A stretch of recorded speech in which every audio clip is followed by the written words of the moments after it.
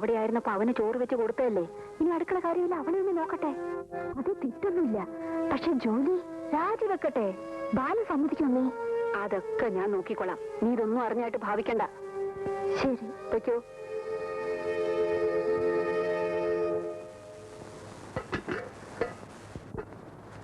കോമതി, ദാ നിന്റെ ശമ്പളം 100 രൂപ കൂടുതലുണ്ട്. ഇന്ന് എന്നെ പിരിഞ്ഞു പോയിക്കോളൂ. ഞാൻ എന്ത് തെറ്റ് ചെയ്തിട്ടാ കൊച്ചെന്ന് എന്നെ പറഞ്ഞു വിടുന്നത്? നീ എന്തെങ്കിലും തെറ്റ് ചെയ്തു ഞാൻ പറഞ്ഞോ? ഇവിടെ ഇനി ഒരു ജോലിക്കാരുടെ ആവശ്യമില്ല. ഇവിടുത്തെ കാര്യങ്ങൾ നോക്കാൻ മാത്രമുള്ള ആളുകൾ ഇപ്പൊ ഇവിടെ ഉണ്ട്. നീ തന്നെ പൊയ്ക്കോ. നിന്റെ ഓഫീസിൽ നിന്റെ ഭാര്യ സ്റ്റെനോവായിട്ട് ജോലി ചെയ്യുന്നത് എനിക്ക് ആക്ഷേപമാണ്. അമ്മയ്ക്കത് വിഷമമാണെങ്കിൽ ഗീതയോട് രാജിവെക്കാൻ പറതാല. ഒരു ജോലിയുള്ളത് എന്തിനാ കളയുന്നത്? നിങ്ങൾ രണ്ടുപേരും ജോലിക്ക് പോയില്ലെങ്കിലും കഴിയാനുള്ള സ്വത്ത് ഇവിടെയുണ്ട്. അത് തന്നെയല്ല, ഒരു ജോലിക്കാരുണ്ടായിരുന്നവൾ പിരിഞ്ഞുപോയി. ഇന്നത്തെ കാലത്ത് ഇനി വീട്ടുജോലിക്ക് ഒരാളെ കിട്ടുക എന്ന് പറഞ്ഞാൽ വലിയ ബുദ്ധിമുട്ടാ. അപ്പൊ ഗീത ഉദ്യോഗം രാജിവെക്കണം പറയുന്നത് വീട്ടുജോലി ചെയ്യാൻ വേണ്ടിയാണോ? വീട്ടിലെ കാര്യങ്ങൾ നോക്കുന്നതിന് വീട്ടുജോലി എന്നല്ലേ പറയുന്നത്? ഇവിടെ ഇപ്പൊ നമ്മൾ 3 പെണ്ണുങ്ങളില്ലേ? വീട്ടുജോലിക്ക് ആരും കിട്ടിയില്ലെങ്കിലും ഇവിടുത്തെ കാര്യങ്ങൾ നമുക്ക് നോക്കാവുന്നതേ ഉള്ളൂ. അപ്പൊ ഗീത ജോലി രാജിവെക്കണം തന്നെയാണ് നിങ്ങൾ രണ്ടുപേരുടെ അഭിപ്രായം? നിന്റെ അഭിപ്രായം എന്താ? എന്റെ അഭിപ്രായം അത് അവളോടൊന്ന് ആലോചിച്ചിട്ടാ പറയാനൊക്കൂ.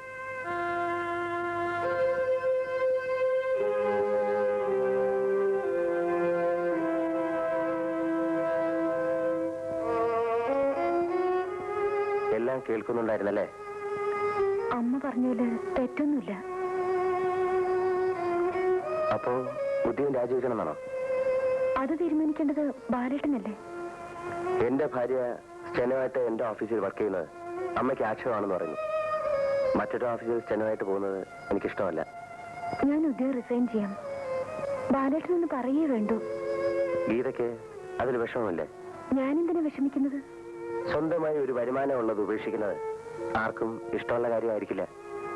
നിധി കിട്ടിയാളാണ് ഞാൻ. എനിക്കിനി സ്റ്റെനോയുടെ ശമ്പളം എന്തിന്? തകർത്ത് കളഞ്ഞല്ലോ എന്നെ. ഭയങ്കര അടി. ഈ നിധി എന്ന് പറഞ്ഞ എന്നെ ഉദ്ദേശാണോ? അപ്പോ ഉദ്യോഗം രാജിവെക്കാമെന്ന് തന്നെ. നമസ്തേ. നമസ്തേ. ഇതാരൊക്കെയാണ് ഈ വന്നിരിക്കുന്നത്? ഇരിക്കും. ഗീതേ, കാപ്പി. പിന്നെ എന്തുണ്ട് വിശേഷങ്ങൾ? ഇവിടെ ഒരു മഹിളാ സമാജം ഉണ്ടെന്ന് അറിയാമല്ലോ. കൊള്ളാം. അറിയാതിരിക്കാൻ കാര്യം? അതിന്റെ വാർഷികമാണ്. അധ്യക്ഷയായിട്ട് എന്നെ ആയിരിക്കും ഉദ്ദേശിക്കുന്നത്. ദയവേത് എതിരൊന്നും പറയരുത്. എല്ലാവർക്കും ഒരേ അഭിപ്രായമാണ്. അതുകൊണ്ട് ഒഴിഞ്ഞു മാറരുത്. ഞാൻ ഒഴിഞ്ഞു മാറിയില്ലല്ലോ. ഞങ്ങളുടെ സംഘടനയുടെ ഭാഗ്യം. ഒരു ഗാനമേളയുണ്ട്. പാടേണ്ടത് ഞാനാണോ? ആ മോളെ, ഇവിടെ വരൂ. ഇരിക്കെ. ഇത് എന്റെ മകളാ, പ്രൊഫസർ സുലോചന. ഞങ്ങൾക്കറിയാം. മോളിവരൊക്കെ അറിയുമോ? പിന്നെ ഞങ്ങൾ പഴയ പരിചയക്കാരല്ലേ. സമ്മേളനത്തിന് പ്രൊഫസറെ ഞങ്ങൾ പ്രത്യേകം ക്ഷണിക്കണോ? വേണ്ട വേണ്ട, ഞങ്ങൾ ഒരുമിച്ച് വന്നോളാം. മോളില്ലാതെ അമ്മ ഒറ്റയ്ക്കൊന്നും പോവില്ലല്ലോ. ആ, ഇതെന്റെ മകൻ എഞ്ചിനീയർ ബാലകൃഷ്ണൻ. ഇവരേക്ക് എന്തിനാ പരിചയപ്പെടുത്തുന്നത്? ഞങ്ങൾ ഈ നാട്ടുകാരല്ലേ. അമ്മ റിട്ടയർ ചെയ്തിരിക്കല്ലേ, അല്പസ്വല്പം മറവിയൊക്കെ കാണും. മീറ്റിംഗിന് അധ്യക്ഷയായിട്ട് അമ്മയെ ചാക്കരാൻ ഇറങ്ങിയായിരിക്കും. അതെ, ഒരു ഗാനമേളയുണ്ട്. വേണ്ട, ഞാൻ കൊടുത്തു. തരാനാ പറഞ്ഞ.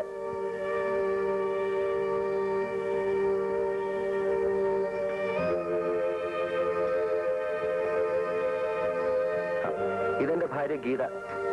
എന്റെ ഓഫീസിലെ സ്റ്റെനോ ആയിരുന്നു. ഇപ്പൊ ജോലി കളഞ്ഞു. വെറും ഭാര്യ. അടുക്കള ഭരണം. ഇരിക്കൂ. ഇങ്ങോട്ടിരിക്കും.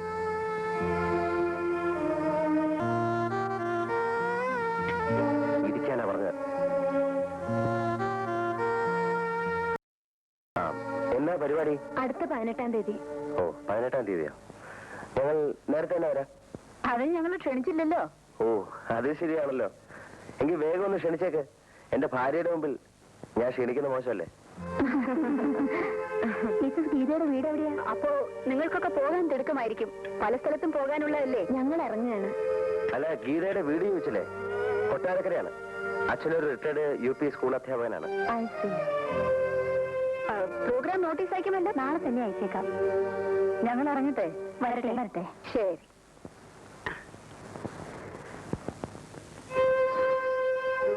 അവനോ നാണമില്ല. നമ്മളീ നാണം കെടുത്താതെ സമ്മതിക്കില്ലെന്ന് വെച്ചാൽ എന്ത് ചെയ്യും? ഇതെല്ലാം പ്രതികാരമാണമ്മേ. അവൻ കരുതിക്കൂട്ടി ചെയ്യുന്നതാണ്. ഇങ്ങനെ അങ്ങോട്ട് പോയി പോയി അവസാനം അവൾ അവളുടെ വീട്ടിലേക്ക് പോവുകയും ചെയ്യും, പകരം നമ്മുടെ രാധിക ഇവിടെ വരികയും ചെയ്യും. നീ നോക്കിക്കോ.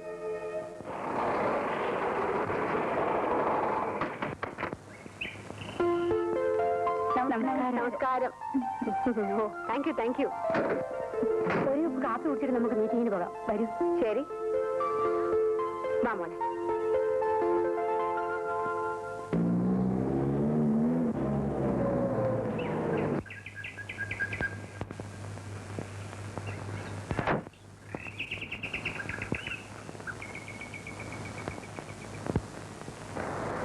നല്ല കാപ്പി.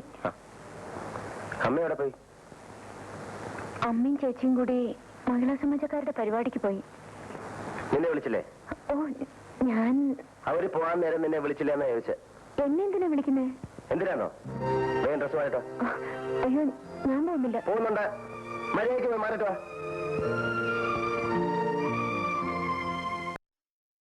കൊണ്ട് സംഭവിച്ചു പോയിട്ടുള്ളവയാണ് അച്ഛനമ്മമാരും മക്കളും തമ്മിലുള്ള വഴക്ക്, ഭാര്യയും ഭർത്താവും തമ്മിലുള്ള ബലപരീക്ഷണം, അമ്മായിയമ്മയും മരുമകളും തമ്മിലുള്ള പോര്, അങ്ങനെ കുടുംബ ഭദ്രതയുടെ അടിത്തറ തകർക്കുന്ന താളപ്പിഴകൾ നിരവധിയാണ്. ഇതിന്റെ എല്ലാം ഉത്ഭവം സ്നേഹമില്ലായ്മയിൽ നിന്നാണെന്ന് അല്പമൊന്ന് ആലോചിച്ചാൽ നമുക്ക് മനസ്സിലാവും. സ്നേഹമാണ് അഖിലസാര മൊഴിയിൽ എന്ന മഹത്വചനം നമ്മൾ മറക്കാതിരിക്കുക. ശത്രുവിനെ പോലും സ്നേഹിക്കുക എന്ന ആപ്തവാക്യം നമ്മുടെ ജീവിതത്തിലും പ്രാവർത്തികമാക്കുക.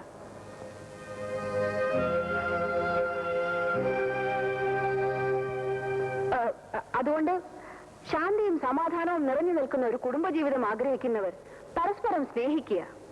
എല്ലാ വികാരങ്ങളും നമുക്കുള്ളതുപോലെ തന്നെ മറ്റുള്ളവർക്കും ഉണ്ടെന്ന് മനസ്സിലാക്കുക. പൊള്ളയായ തറവാടിത്വത്തിന്റെയും സമ്പന്നതയുടെയും പൊയ്മുഖങ്ങൾ വലിച്ചെറിയുക. ഒരു മുന്നുകൊണ്ടുപോലും അന്യരെ വേദനിപ്പിക്കാതിരിക്കുക.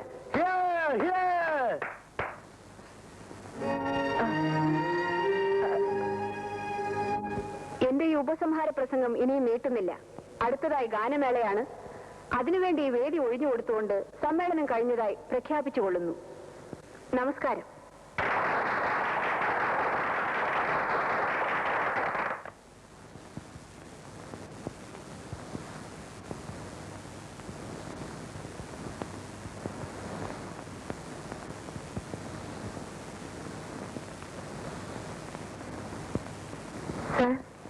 അമ്പിളിക്കുട്ടനൊരു ഇൻട്രഡക്ഷൻ കൊടുക്കണം. പ്രിയപ്പെട്ട സഹോദരി സഹോദരന്മാരെ, ഇപ്പോൾ ഇവിടെ പാടുവാൻ പോകുന്ന അനുഗ്രഹീത ഗായകനായ ശ്രീമാൻ അമ്പിളിയെക്കുറിച്ച് രണ്ടു വാക്ക്. മലയാള സിനിമയുടെ തലതൊട്ടപ്പന്മാരിൽ ഒരാളെന്ന് വിശേഷിപ്പിക്കാവുന്ന, ഇന്നും മലയാള സിനിമയിൽ തന്നെ പ്രവർത്തിച്ചുകൊണ്ടിരിക്കുന്ന അഭിമന്യനായ ശ്രീ അഭയദേവിന്റെ ചെറുമകനാണ് ഈ വലിയ ഗായകൻ എന്നുള്ള വിവരം നിങ്ങളെ അറിയിക്കുവാൻ എനിക്ക് സന്തോഷമുണ്ട്. ഈശ്വരൻ അദ്ദേഹത്തിന്റെ കാലുകൾ തളർത്തിയിട്ട് പകരം കൊടുത്തത് സ്വർഗീയ സംഗീതത്തിന്റെ വർണ്ണച്ചിറകുകളാണ്. സ്വന്തം ദുർവിധിയോട് പടപൊരുതി വിജയിച്ച ആ സംഗീത സാർവഭൗമനെ ഈ സദസ്സിന്റെ മുമ്പിലേക്ക് ഞാൻ സ്വാഗതം ചെയ്യുന്നു.